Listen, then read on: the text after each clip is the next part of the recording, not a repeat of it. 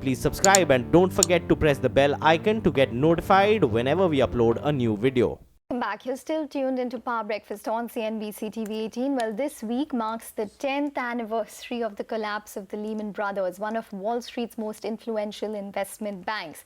The biggest bankruptcy ever was the key inflection point of the financial crisis in America, which had its ripple effect in all major economies of the world. CNBC's Andrew Ross Sorkin spoke to Timothy Geithner, who was the president of the New York Federal Reserve when the Lehman Brothers collapsed. He asked Geithner what were the consequences of a complete economic meltdown. Listen in to this conversation.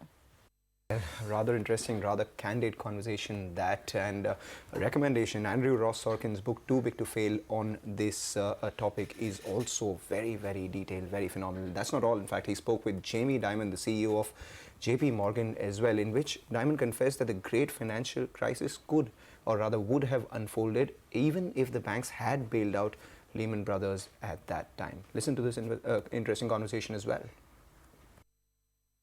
Whether Lehman had been bailed out or not, the crisis was going to unfold.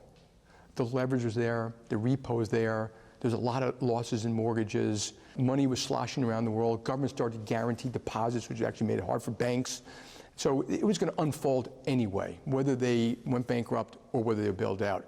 And whether they went bankrupt or bailed out, as people realized the severity of this problem, which we just told you, a bailout would have told you the same thing. There's something deeply amiss in the system. You still would have had a very bad market afterwards. It just would have unfolded slightly differently. So you don't think that exacerbated the crisis? It might have, but it would have happened anyway. Fast forward the next day, all of a sudden AIG is being saved. Yeah. Was that the right decision? I think the way I kind of look at this is a little different, which is they did the right thing to do a lot of different things to try to ameliorate the problem, which would have been devastating for the average American. That they did. You can talk about each one and say, was that right, was that right, was that right? But what was right was they kept on doing it. So in hindsight, I can go back and look at any ones I might have done it slightly differently, I might have done this, but I don't think that was going to stop the crisis. Okay, well, we're going to get you more coverage about the 10th year of the Lehman crisis. But meanwhile, Victor Schwinn of Macquarie Commodities and Global Markets says that the market is now in the same situation as was in 2008 and that we may soon see another Lehman Brothers moment coming. Our system is pretty much the same as it was in 2008. It's got a few more buffers, it's a little bit safer, but essentially it is exactly the same system as what we had going into 2008. And there is a good reason for that. There is nothing to replace asset-based financializing a debt-led economy. There is no other business model that we have. So if you therefore argue, could we have another Lehman Brothers moment? Absolutely we can. In terms of liquidity contraction, suddenly liquidity disappearing, suddenly liquid and viable companies or countries becoming completely illiquid, the chances of that occurring are pretty high. If we continue to contract liquidity, the chances of a blow-up increases dramatically. The second thing to look at always is China. China is a key reflationary or deflationary element globally. They completely destroyed global economy in 2014-15. They can do it again. The credit pulse in China is continuing to slow. At some point in time, you can have lack of liquidity with continuing contraction in China causing a major problem. So those are the two things to look at: liquidity, China. All right, liquidity and China, those are the two things to look at. There's the word coming in from Victor Schwinn. With that, we slip into a short break. Come back, we talk about the Supreme Court orders a status quo on RBI's February 12th circular on bad loans. More details on that when we return. Welcome back. You're watching Power Breakfast on CNBC TV 18. The Supreme Court yesterday has ordered, or rather had ordered, a status quo on the Reserve Bank of India's February 12th circular on bad loans. So power, shipping and sugar industries will now have a 2-month window for the resolution of large stressed assets in their sectors. This circular had imposed a 180-day deadline on resolving these cases, failing which they were supposed to end up at the NCLT, or the National Company Law Tribunal. Ashmit Kumar is here with all the details. Ashmit? We spoke to a number of counsels who are engaged in the matter. The apprehension as of this stage is that perhaps this could open doors to a lot of other companies as well stepping in and seeking the same relief, which is seeking a status quo as far as the February 12th circular is concerned. Now, keep in mind, it was the RBI that had moved the apex court in a transfer application seeking to transfer as many as 12 cases from various high courts to the Supreme Court. The Supreme Court agreed to grant that prayer, but with that also gave the interim order by way of a status quo of the February 12th circular. Now, this was the circular wherein the RBI had directed for banks to find a resolution as far as within a 180-day period for stressed assets, failing which the companies would then be dragged into the NCLT. Now, the first and the obvious takeaway, of course, is that for the companies in question, predominantly power companies, but there are also shipping as well as sugar companies. For them, the obvious relief, of course, is that they do get reprieve from being dragged into the NCLT. The broader question, however, being asked as of today is that does this, in a manner of speaking, set a precedent? Has the apex court set a precedent? And if it has, does this now open the doors to various other companies to also come forth and to seek relief before the apex court? We'll see that unfolding over the next few days, but for now, definite relief coming in, interim in nature, of course, for the power companies. Okay, all right, Ashmin. Thanks very much for that. We spoke to a whole host of experts on what they make of this development. Listen in. I think we should not overstate the impact of this order. Yes, it certainly does affect the timetable. I think what will happen is there will be two types of cases. Those which are on the verge of some kind of a resolution in the pre-NCLT stage, where with a little bit of time and a couple of more days, they would be able to strike a restructuring. So those, I think, will benefit from this. But there could be a bunch of cases which are hopeless, or where even the 2 months is not going to make a difference. So I think banks will be free to take a call there. It's not a setback. You see, it's just the circular in effect says that work out a resolution plan for a company under stress. Now, the effect of the Supreme Court order is that filing of the insolvency petition is deferred for the period for which the extension has been granted. This whole thing in Supreme Court started basically from power projects mainly. I think we are trying to make out something big about this whole 2-month business. First of all, there is no stay, as I said. Secondly, if you really are talking of foreign funds coming in by these 2 months, they will not go. By the way, no foreign fund money was coming anyway, in power sector at least. Just trying to say, out of these total cases, banks were working only on about 7 to 8 cases. Which they were thinking that they can be resolved. Even now, those things can be done even today. So I don't think anything is changing in the behavior side or other side by this judgment. So basically, it was initially started like that, but it is expanded in Supreme Court. But Supreme Court is not stopped. As I understand, the judgment was that if anybody wants to file, they are free to file in NCLT. It was not actually complete stoppage or something that nobody can go to NCLT. Okay, then the developments in this case will be closely monitored. Now, in what is likely to be the final hearing in the liquor baron Vijay Mallya's extradition case in London later today, the UK court is expected to review a video of Mumbai's Arthur Road jail. Sanjay reports from the outside of the Westminster court.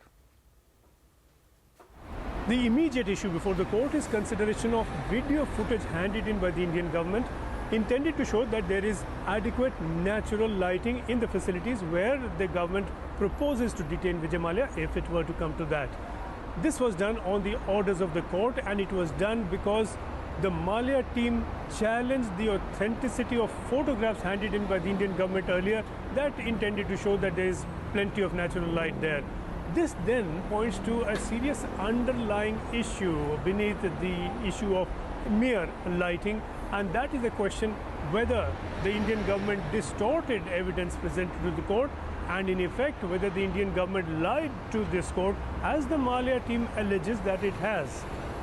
Past resolution of this issue, we still are looking at a date when there will be a final order in the case. We've had the matter in its closing stages for a while now. There have been several final hearings, so to speak, but every time something or other comes up to delay matters further. Now, despite the new issue that has come up and despite the fact that there have been these delays, we still are looking at a date for a final order within the year. Okay, well, moving on now. Global smartphone maker Samsung today inaugurated what is called the world's largest mobile experience center in Bengaluru. The Korean tech giant chose the city's iconic Opera House, which was a movie hall earlier, to now showcase its mobile devices, consumer electronic products and latest innovations. It will also house a service center for phones. Our colleague Rukmini Rao visited the much talked about Samsung Opera House and sent us this report.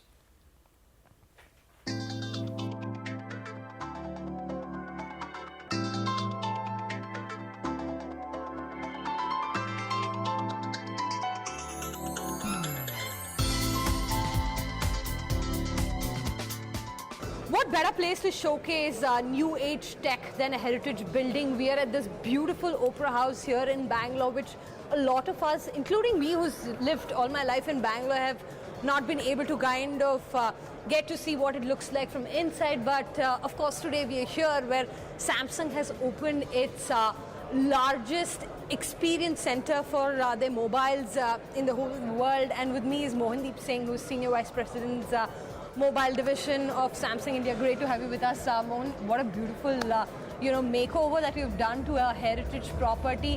What is the whole idea behind opening the newest tech center which showcases your modern capabilities in a heritage building like Opera House?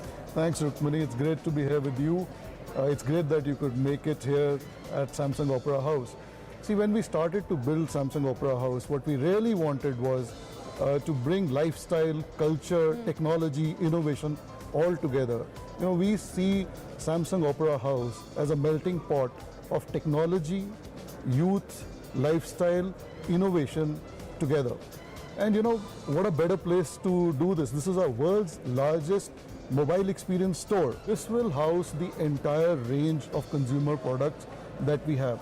But most importantly, the entire range would be enabled with a lot of cutting-edge technologies such as artificial intelligence, virtual reality, IoT. So all those technologies in confluence with our products, creating unique experiences for the consumer. So it's not just about a product, but also about the experiences that we will create along with that. I must compliment you for having restored the old Bangalore beauty, if I can call that, in this heritage building. Okay, that's great, Samsung's Experience Center, but I don't think the Apple fanboys will be watching out for that, because all eyes will be on American tech giant Apple's launch or expectations of announcement of 3 new iPhones later tonight at its Gather Round event. It is likely to launch a 6.5-inch device with an OLED display, which is an upgrade to the current iPhone X with a 5.8-inch OLED display and a lower price 6.1-inch handset with an LCD screen. Along with iPhones, the company also likely to make an announcement on other products such as the Apple Watch and new AirPods. Perhaps a new iPad is also expected. That's the rumor on the street. However, lower-end iPhone, I'm not too sure whether a lot of people in India will call it lower-end given the depreciation in the rupee. Let's see what the big Apple comes up with. Welcome back. You're still tuned into Power Breakfast on CNBC TV 18. Well, Manglam, tell us about what you're watching out for from the F&O space. Well, from the F&O space, there was a lot of selling, and that was on the back of cash selling. So FIs, they sold about 800 crores on Monday. Yesterday, they followed it up with a 1,454 crore sale in cash market. And not just that, this is the highest net sell by the FIs since June 20th.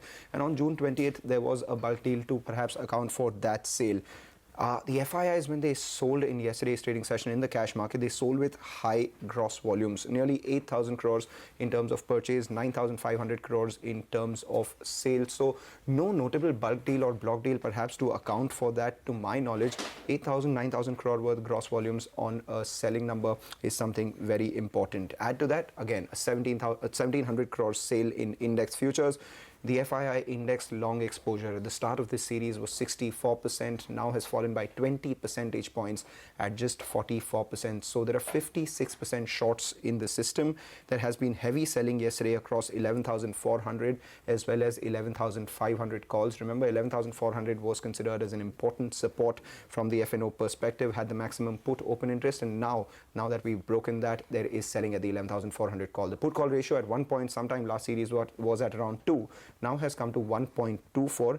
And the most important index to watch out for today will be the Nifty Bank. Given tomorrow's holiday, the Nifty Bank weekly options expiry stands today, and it's the 27,000 call as well as the 26,600 put, 200 points on either side, where the options are most active. That's as far as the FNOQs are concerned. Okay, well, let's go across to Manisha now, who joins in with an update on all the cues in the commodity and currency space. Manisha, morning. Hi, morning, and thank you so much for that. Well, the major buzz of the news really that will dominate the markets will be from the crude oil prices, where we saw 2% gains in the overnight market, and Asia really seems to be into some follow-through buying there. Various factors. One, of course, is the Iran sanctions, which are looming large. We have seen 28% of a cut in Iran exports since the month of April, and this is the lowest since March 2016 that we've seen in sense of exports for the month of August itself. Various countries like, the European countries, China, India, there is a decline in imports from Iran, anywhere between 25 to 45%. So that is a number that really seems to be bothering the market. And then you have seen the U.S. inventories decline by 8.6 million barrels, much higher than what the street was anticipating. And then apart from that, there is a Hurricane Florence, which is expected to make a landfall on Friday on the East Coast. So there is, everywhere that you see, there is a bit of a supply concern coming in. The demand estimates for the fourth quarter of this calendar year are still on the stronger side. So the crude oil price is definitely back in flavor, and we have seen the bullish speculative long positions continue to gain up on the higher side as well. So this is one sector to carefully keep an eye on. You're right, Manisha. Carefully keep an eye out on crude closing in on that $80 per barrel mark again. With the stocks that we will be reacting to news and brokerages today, we have Sonal with us. Sonal, good morning. Good morning, Mangnam. Well, a lot of pharma stocks will be in focus, and topping my list is Sun Pharma, because the company has confirmed Ekta's news break, where it says that US FDA is inspecting company's Mohali unit, and the inspection started yesterday. That is on Monday, 10th of September. Cipla is also in focus because it has received approval for company's HIV drug from South African Health Products Regulatory Authority. Ajanta is also in focus, Ajanta Pharma, that is because it gets US not for cholesterol drug, that is phonofibrate capsule. The other stock that is in focus is Biocon, because the company, the promoter has reduced shareholding in Syngene by 0.5%, and now the stake stands at around 70.24%. And the company has been saying that in the con calls that they will be selling some stake in Syngene to raise some funds. Some stock will be in focus because of brokerage action. Axis Cap has written on Tech Mahindra. They have a buy call with a target price of 1,000 rupees per share. They see recovery in telecom segment particularly as a precursor for re-rating of the stock, and they think that margin-led earnings will upgrade the earnings of the company in FY19 as well. Citi has written on HCL Tech. They maintain a neutral call and have raised the target for the company, and they expect some recovery in the company going forth. The CS has written on Titan. They think that the absence of wedding dates from August to December will squeeze the near-term demand. They have cut down their EPS estimates and have also cut the target to 935 from 950 per share. Lupin will also be in focus because Macquarie has written on it. They think that the company, the business, US business still remains under weather, and they maintain an underperform rating with a target price of 788 rupees per share. Back to you.